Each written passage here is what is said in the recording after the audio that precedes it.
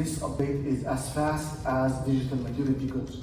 So, just to clarify one piece of information, that the global north, Europe and North America, total CO2 per capita is equal to Asia, is equal to Africa, South America, and Australia per capita. So it's not a true feeling that carbon in one region is lower than the other per capita. So the overall impact per capita perspective is equal by numbers. Consequently, to solve the problem, the focus needs to be equal in all of them. This is what is called within the UN the level play field, which goes hand in hand with what was just said by WCA about the good things that happen that are already happening is the NDC 3.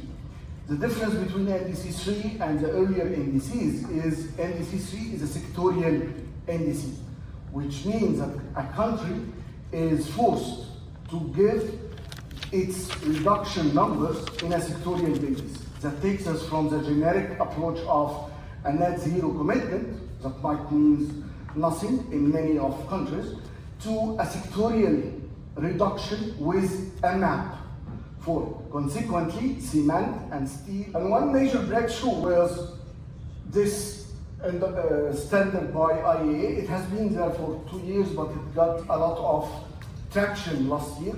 And it was recently by VDZ that a classing sticker or a classing categorization of cement on the cement bag is being adopted in Germany for these classes of cement, class A, B, C, D, which answers a very good question that we usually have and we usually face earlier, and was a main issue for green procurement approaches, is how green is green. Now we at least have an indication of, it might not be the best specific standard yet on greenification of cement, but it is a sufficient answer for how green is green. It is sufficient to differentiate products from each other, which makes a second importance to EPD, which date of all the NDCs that has been produced since November, since COP29 till date. NDC 3s, which means sectorial indices. And one of the great things about NDC now is the UN is looking at countries that produce a 2035 target. So there is a net zero commitment that might happen, not happen, will happen 2045, 2050, 2060, but it's only now important to achieve the 2035, because if we do not achieve below 2 degrees by 2035, most probably will not be able to see the 2050 net zero. And the carbon extrapolations or the carbon models will change drastically. This number, 21.2% of global emissions covered by 2035 NDC submission, was only 0.2% in December. So in 3 months, this number has moved almost 200%, which means there is a global commitment, regardless of what Mr. Trump said. I can see that as an opportunity for decarbonization in the Middle East, and this is actually happening. A lot of decarbonization roadmaps that are happening in Middle East are aiming for the export approach to Europe and USA. One important piece of the impact on decision making is the narrative of decarbonization. So, in my opinion, there are 3 main narratives that drive decarbonization globally. One is the easy to say one, and this is the political side. Let's capture the carbon, store the carbon. Easy said, way easier than done. But it solves a problem on the stage. We'll capture the carbon and we'll store the carbon. How, why, when, what is the impact on the industry, that's a different story. And there is a dreaming approach, which is, I like to call the nice to say, or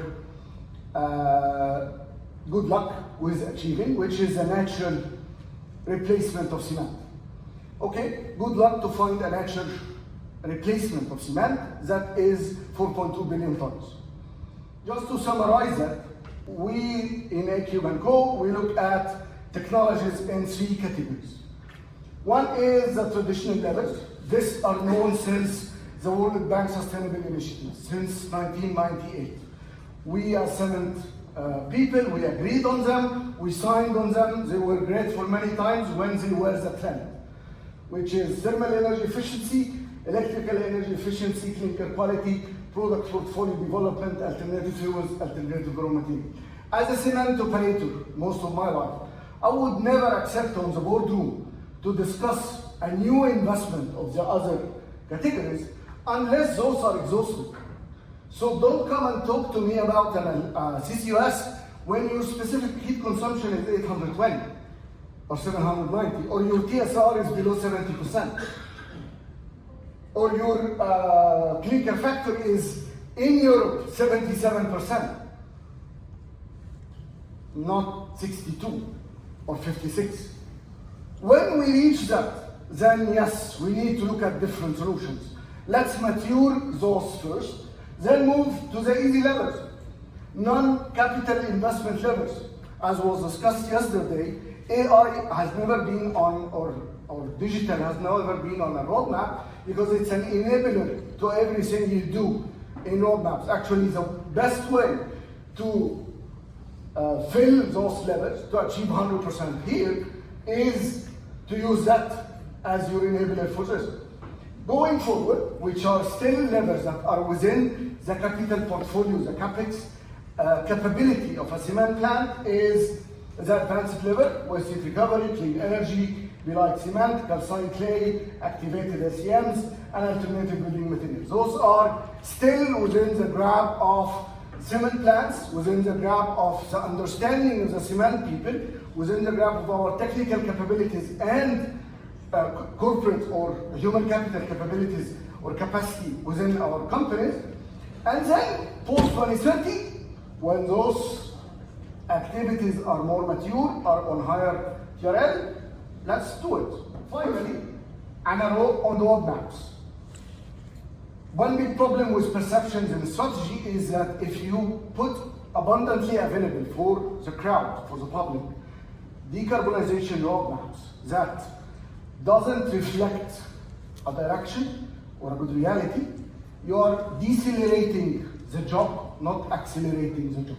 You are counterproductive, not productive. Simply speaking, to make a country level roadmap, it's as hard as launching it alone requires the discussion with at least 30 different governmental stakeholders. This is before the next step of taking it to private-public relations. So making a meeting or two in a country is not initiating a country roadmap. It's far away from that. This is like a blueprint of all the items, or at least most of the items, that need to be looked at on a country and economical level to start even talking about a roadmap for this country. So first of all, it has to be done by people who know the country very, very, very well and operated cement within this country. On a company level, I cannot grasp or I do not understand when a company does a roadmap that is generic. On a company level, there is nothing called generic. You cannot go to the board meeting and talk generic. You will be fired. You need to talk by numbers. So on a plant level and on a country level, this is a look of roadmaps that could be accepted. You have to have the MAC curve, you have to have the abatement time, you have to have the impact of the technology, and you have to have a detailed technology roadmap. I would say that decarbonization is a global commitment, but it has to be done on a local basis. SBTi adoption is a reference and a proof that this roadmap is a really good roadmap.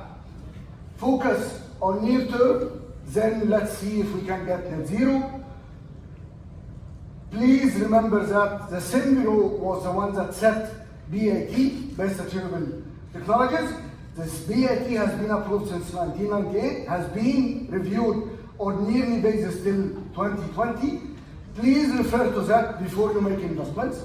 So if you are not on BAT, don't invest in new technology, reach BAT first. Last but not least, we cannot achieve green cement if we do not talk up the value chain for developers to make green procurement and green public procurement policies, because if no one buys green, there's no need to produce green.